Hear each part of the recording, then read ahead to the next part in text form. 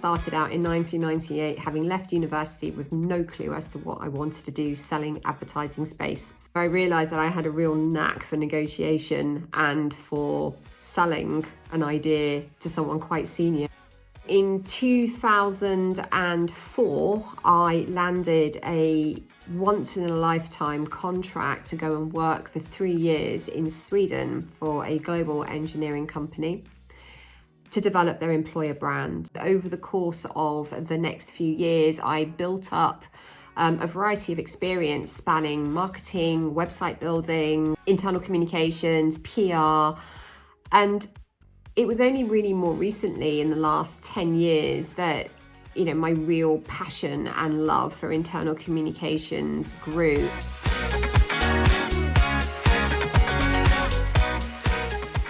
When I was in my career, early in my career, I was quite slapdash. There was this time when I had to put out a communication globally for a very well-known financial institution about something very, very big. And I just misspelt the CEO's name. I didn't check it. I didn't ask for approval. I just went out and I did it because I had a lot to do that day and I just wanted to get the pat on the back for getting this comms out there. My biggest lesson is therefore always proofread your work and then get another person to proofread it for you, someone who is not connected, ideally, to what you are doing, because you will save yourself a lot of time and embarrassment, believe me.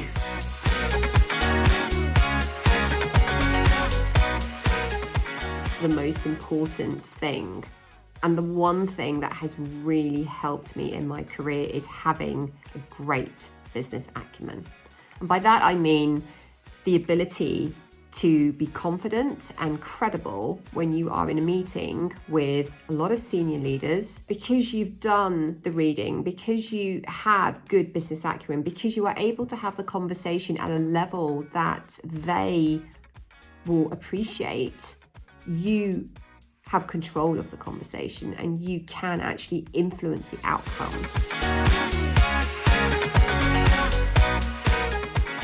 The biggest barrier in my career as an internal communicator has actually been that glass ceiling that there is, that thing that means that we're not at the table, but our external communications colleagues are. I've learned from my external comms colleagues, what do they do that's different to what we do? Well, the one thing that they do differently is they can provide return on investment measurement.